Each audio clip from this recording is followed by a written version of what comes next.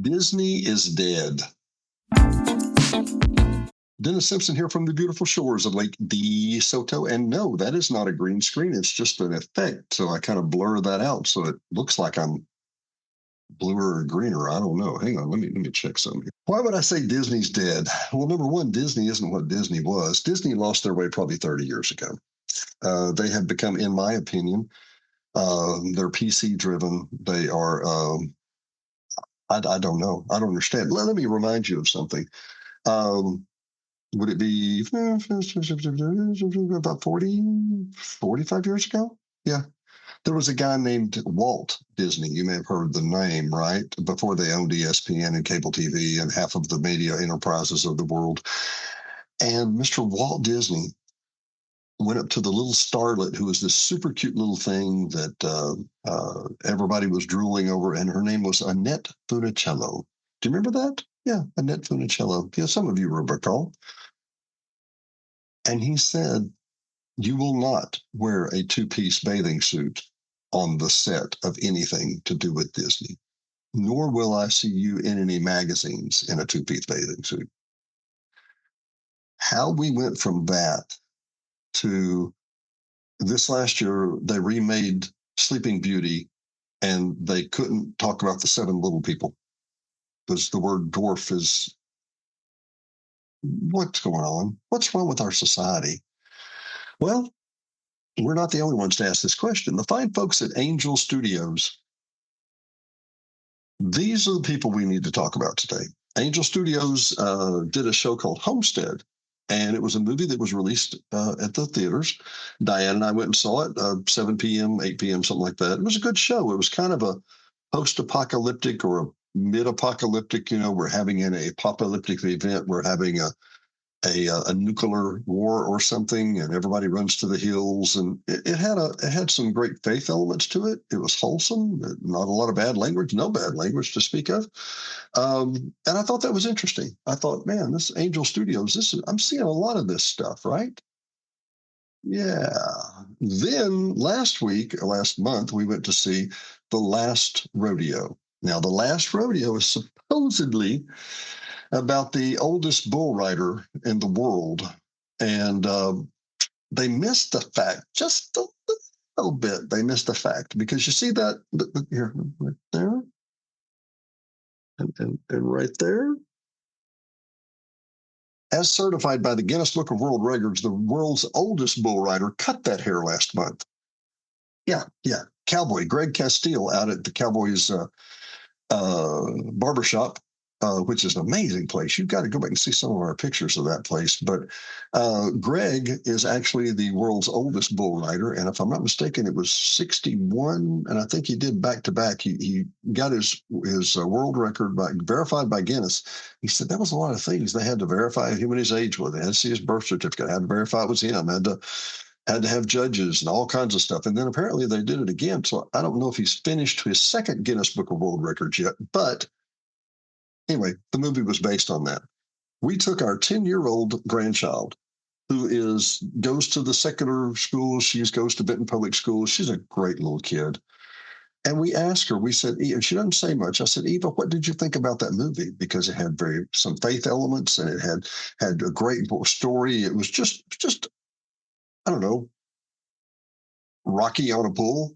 I don't know, right? What would that be? Bullwinkle? Anyway, and little Eva turned to me and she said, I think that's my favorite movie ever. Now, this is a girl who watches a lot of Disney and a lot of video. And she said, I think that's my favorite movie ever. And Diane said, why? And she said, it had a good story. It was interesting. Now, we're thinking she's going to want to go see the Barbie movie, which we wouldn't let her see because it's rated R. Remember that? Yeah, that's a Disney. What's going on, people? Okay. So, yeah, we were a little perplexed and we dug a little deeper. Well, we love the story. And I said, but you like the Little Mermaid? Yeah, but that's cartoon. Well, you love this? Yeah, but that's. She said, this was just great. This was just really great. She doesn't use those terms. And we were just impressed. So we came home and we watched a show about Angel Studios. Now, I'm going to put some stuff up on the screen here in a minute and show and explain more about Angel Studios. But Angel Studios is a startup, and they are pro-faith. They will not say they're faith-based or whatever, but they're pro-faith, which I like that. I like that a lot. And I'm tired of having to apologize for that. Any of you think that sounds familiar? Yeah. And they went through a demonstration about the 1 million people that have the app and have it on their phone, and they have a guild. So you and I are used to going to the show, and it says this movie has been premiered by the MPAA. Well, the MPAA has some troubles. Sometimes they'll have a housewife, but the bottom line is they're run by Hollywood, and Hollywood has mixed objectives. Yeah, Hollywood doesn't have a problem in redefining teen sexuality. They don't have a problem in discussing gender fluidity. Hollywood thinks that's a great idea. We need to promote that. I think it's an unfortunate mental illness that people need to work with and work through, and it doesn't need to be turned into a propaganda topic. But that's me. That said, Angel Studios has 1 million people that will watch a movie before it comes out. They will tell you what part was great, what part they loved, what part was offensive, what part they didn't like.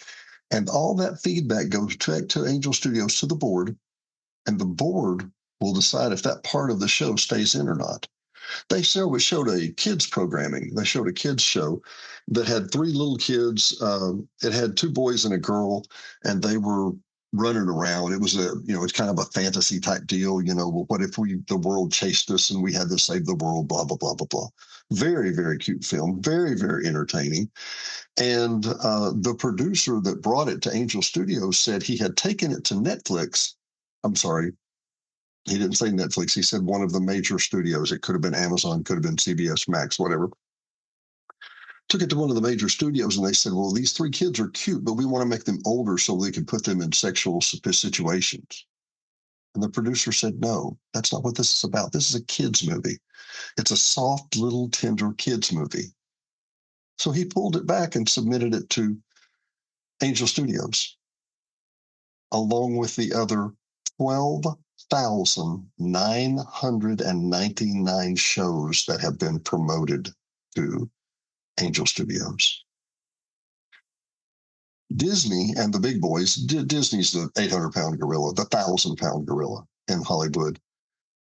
And between Disney and Sony, you're not going to make a movie. It's not going to get to the studios unless you're doing what they do, play by their rules.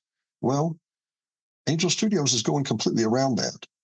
And by that, they have an app you can put on your phone. It loads on your smart TV.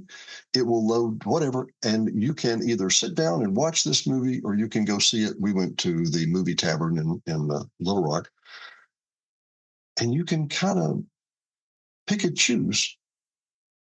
But they've really broken some records, and that you're about to hear a lot more from Angel Studios. What they've done is that I think it's absolutely brilliant.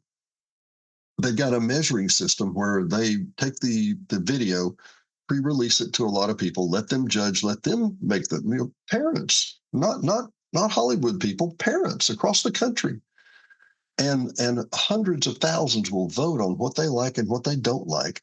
And then when the movie comes out, guess what? It has a 95% Rotten Tomatoes. It has a 99% Rotten Tomatoes. How do you possibly do that? Because you shoot the target and then you paint the bullseye around it, people. It's easy. They know where they want to go. They say, okay, how about this movie? Does this look good? The audience judges it. They then say, okay, well, this is the public release that we're going to get. I didn't say, if you'll note, I didn't say that just because the public voted a particular way, or the laity, as they would call it, that the laity, that they make that decision, but that's primarily how it works. But somebody's got to have the buck stop on their desk, right? And they do.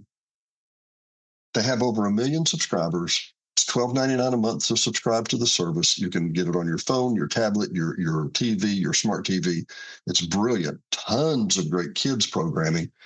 And the way they deal with violence is very, very interesting. There's a movie coming up that I can't wait to get enough of. It's called Creator. Now, all these movies lead to the light, is what they say. It won't tell you have to be saved and baptized in Jesus' name. It won't tell you have to be in the Catholic Church. It won't tell you that Muhammad is the way. It leads to a light. That's simply in the last rodeo. The gentleman kept saying, his compatriot kept saying, the big guy upstairs, the God up above, is watching down on you on this, and we need to talk about this. He had someone that held him accountable. And if you call that Christian, Hindu, Islamic, Buddhist, I don't care. Having someone to hold you accountable is the way to live your life, whether it's a spouse or a best friend or whatever.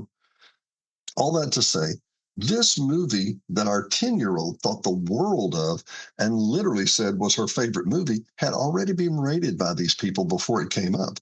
I didn't have any uncomfortable granddad moments that I had to explain something, or I had to describe something, or I had to explain something else. I want to tell you, Disney has lost its way, and there's a successor, and they're coming.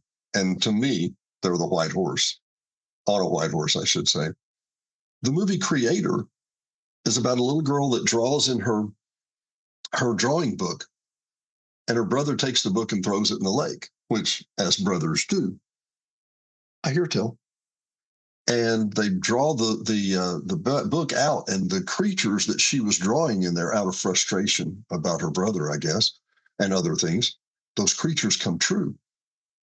And one of them is and I'm watching this from the trailer. I haven't seen the movie, but I think it's Creator. But there's a little monster, a cute little monster, on the side of the cup. Okay. Well, so how are we going to kill the monster or get rid of the creature? And do we smack it and blood goes everywhere? Okay, now we're PG-13 going somewhere else. This is a kid movie, right? You play them like this, and tempera paint goes out. These colors would go out. So they lose all their color, so now they don't hurt anybody. It's a very innovative idea. And all I have to say to Disney is there is another way. You've lost your bearings, you've lost your way, and we'd love to have you back. But that said, there's somebody else doing your job. I can't sing their praises enough. angelstudios.com. Dennis Simpson, getting off my pulpit for a minute. Hot Springs Village Venues. We will see you next time.